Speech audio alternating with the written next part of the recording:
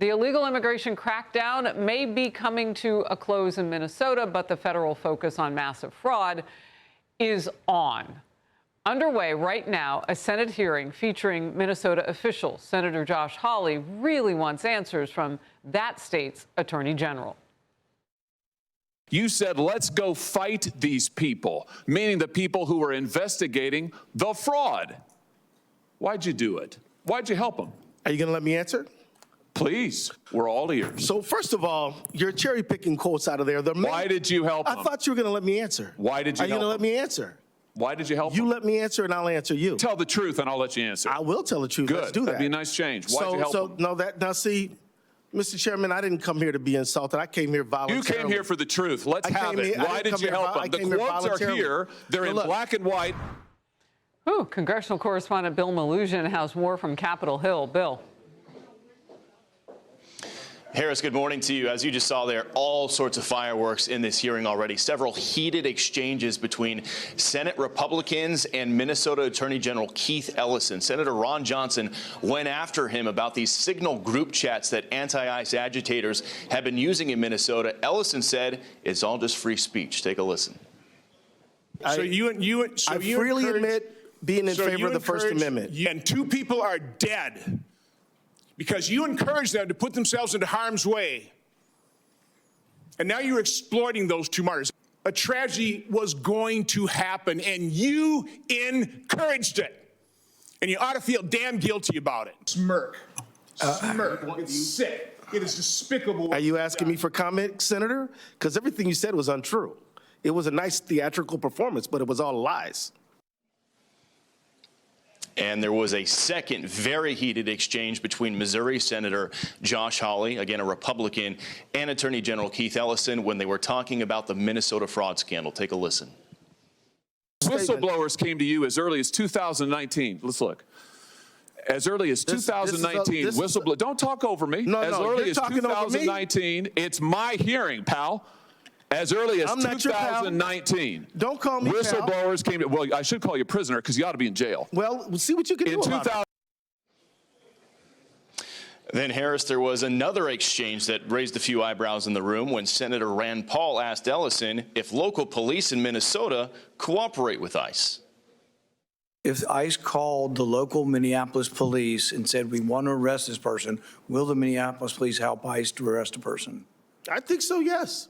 I mean, do you really think that it is happening? They're cooperating? Yes, I do, Senator.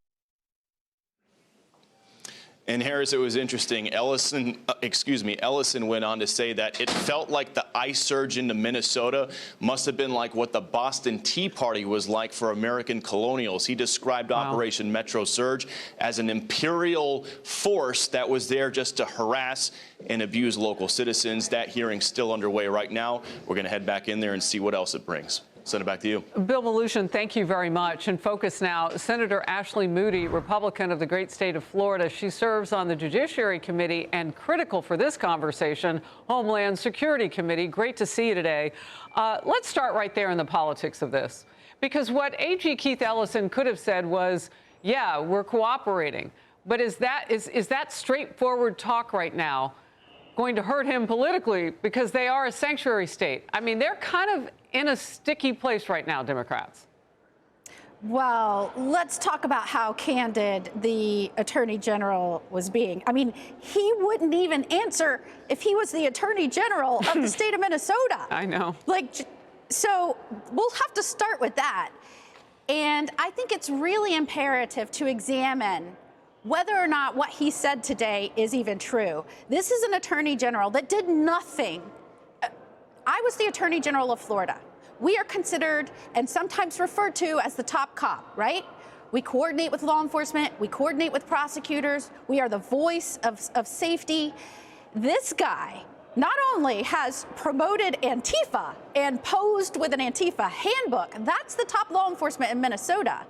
He also came out on month one of the Trump administration when they said, we're going to go back and try and dig out of this colossal devastation that happened under the Biden administration, where they purposefully issued an executive order and reversed practice of Democratic and Republican presidents of the past that deported people here illegally, that had criminal backgrounds and were committing felonies. They made the conscious decision, we're going to stop doing that, America. We're going to stop deporting people here committing felonies that are here illegally.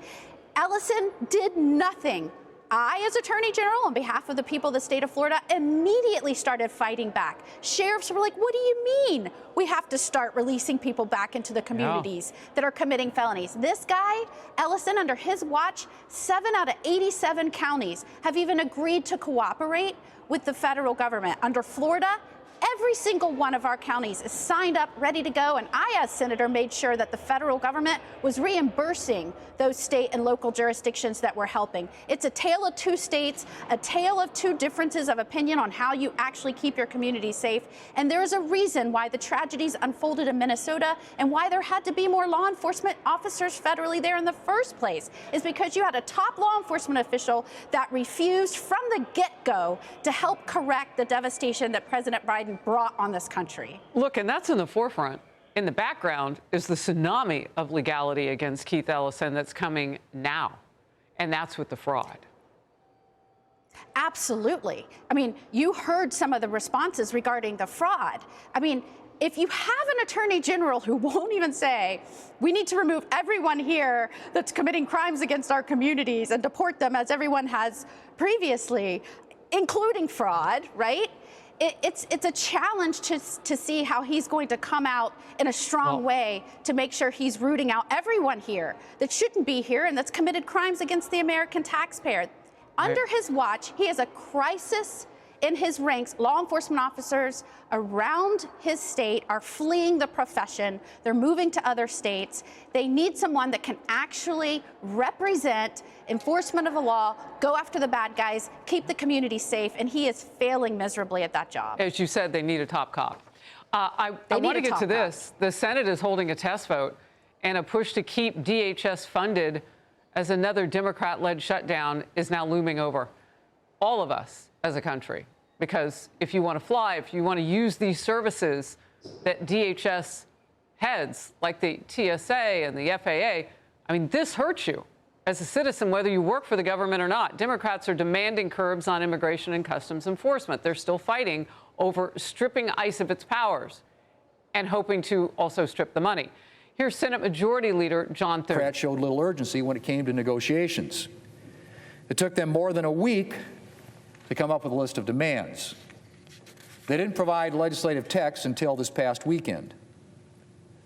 But now they have the gall to suggest that it's Republicans who are slow-walking things. President Trump's senior advisor, Peter Navarro, is warning Democrats who want to defund ICE. He says, quote, the body count of American lives would be too high. Here's part of what he's talking about. Quote, the Cato Institute found that for every 100,000 illegal aliens, about 2.2 Americans are murdered. Using the same data with some corrections, the Center for Immigration Studies arrives at a homicide rate of roughly 3.9 per 100,000 per year. Apply those rates to Biden's 20 million new illegal aliens, and the result is stark. Between 440 and 780 additional Americans would be murdered. What's your reaction to that? My reaction is that the Democrats care more about creating a narrative by forcing a shutdown than they do about actually doing their jobs for the American people that sent us here. This happened with the historic shutdown in November. Before it even came, I was like, listen to me. They want the shutdown. They want the King's rally. They want all the things that go along with it. They want the narrative. The same holds true right now. I hope I'm wrong. I hope we go in there and we come to a resolution where we don't have to shut down TSA and the Coast Guard and FEMA and all of the things that are also funded. I hope I'm wrong. But my guess is we're going to go in there and they're going to vote against coming to the agreed upon resolution to keep funding DHS. And then I think we're going to say, okay, fine. Then let's go ahead and temporarily just continue funding. Will you agree to that? A short-term funding extension so we don't get into the place where we were before, where you had TSA folks that were coming to work, not getting paid, and then that slowly changed. Let's do that. My guess is they won't even do that because they want the shutdown. They want the narrative that they are in some way doing something and for, against ICE, when the majority of that funding goes to these other agencies. So it's not just about funding the security of this nation. That is so important. And I want to, as the wife of a law enforcement officer, as a former AG, I want that done. But there all of this other funding in that package that they will jeopardize and put at risk because they want the shutdown and want the narrative. I hope I'm wrong. I mean, this will be the third one in a few months. This is like their only strategy for governing. And they are governing for the people who elected them in their districts and their states. That's what's so sad. One-trick ponies, one play, shut it down over a narrative. Senator Moody, great to have you on a host of topics today. Thank you very much. Hi, everyone. I'm Brian Kilmeade. I want you to do me a favor. I want you to click to subscribe to the Fox News YouTube page. This is the only way that I know for sure that you're not going to miss any great commentary, any great news bites, any great interviews coming your way on Fox. You can get it all here on YouTube. So subscribe right now.